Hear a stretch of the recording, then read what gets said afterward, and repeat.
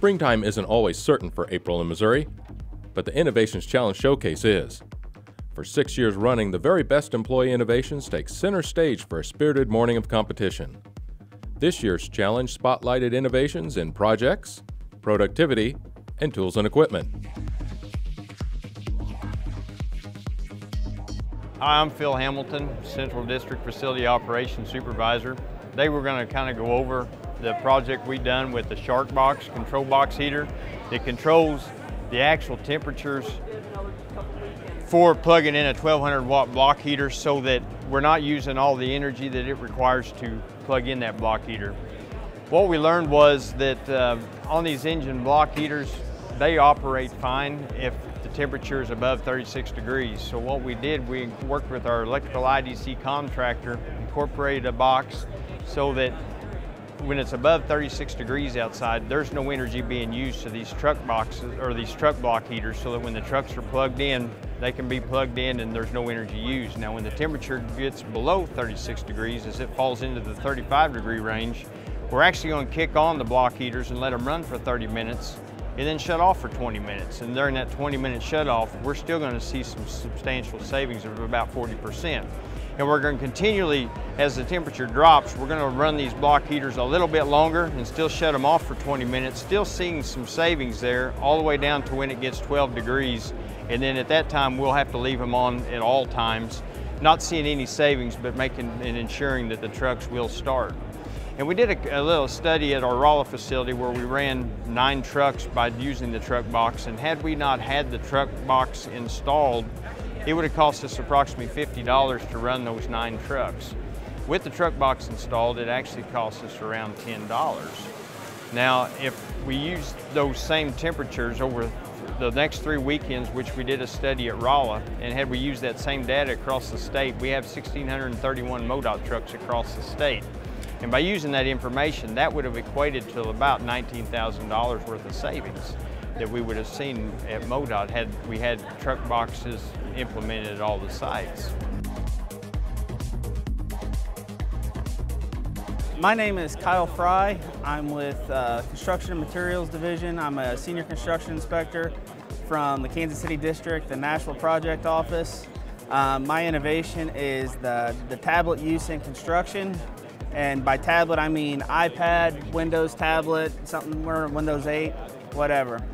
Basically, it does away with a lot of the stuff that I would normally have, being the spec book, the standard plans, contract documents, even my laptop. That was stuff that I would take to the field every day. I don't do that anymore. Everything that I've mentioned there is now contained in here. Another thing that it allows me to do is fill out and annotate forms the way that we really need to. The old way of doing things is paper copies. Paper copy, you'd fill it out in the field, you'd be chasing around on a clipboard, things like that. It would get damaged hauling the truck. None of that happens anymore. Everything's here. So an erosion control inspection sheet, per se. I've got a fillable form, I fill it out in the field. I go through and add pages. I'm able to take pictures with the iPad, add that into the form, add notes to it. I get that information across to my RE when I take it back and get their signature on it to let them know where we're at in the field. I can FaceTime with my RE or Skype or whatever from the field. So I've got a problem that normally would have gone to a meeting. You know, call my RE, say, hey, I need a meeting. I need you to come out and take a look at this. So on his lunch break or something like that, he comes through. I don't do that anymore. Now I FaceTime him and say, Brian, here we go.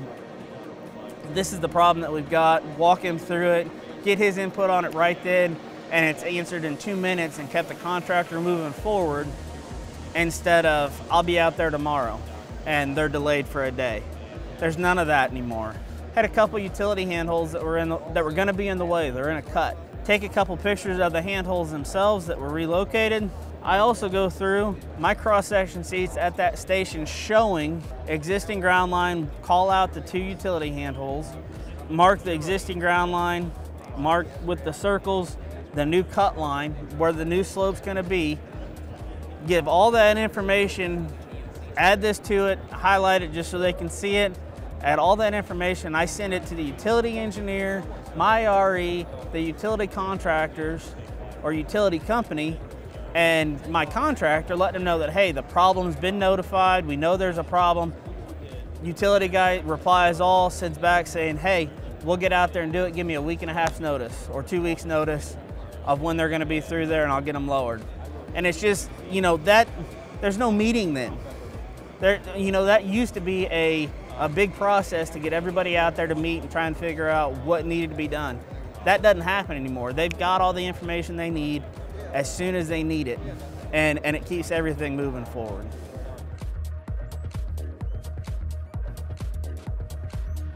John Russell, signing striping supervisor out of St. Louis.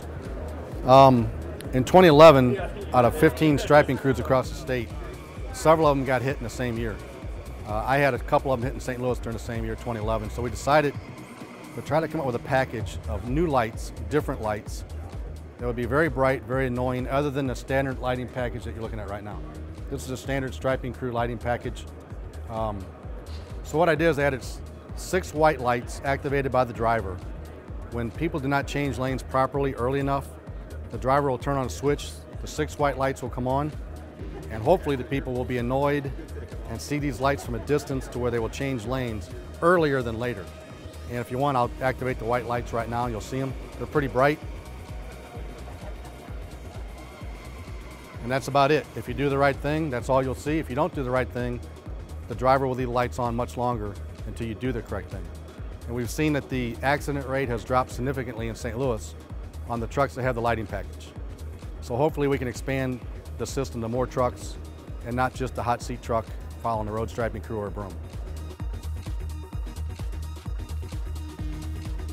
I said one of the things that we need to do at MoDOT is continue to create the environment to let our folks innovate. I think that's just vitally important as an organization, that you guys feel that you can do what you need to do to get better, to make things work better for what you do, to give a better product.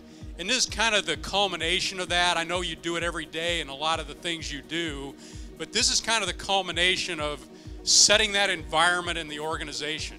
So the challenge that I give to you today is all those cool things you saw across the hall here, we need to figure out how we use those in our everyday business. So that is the challenge. When you're going around the hall and you're talking to your neighbors, we need to take these great ideas that save us time, money, make our jobs safer, faster, cheaper, and we need to put them into production.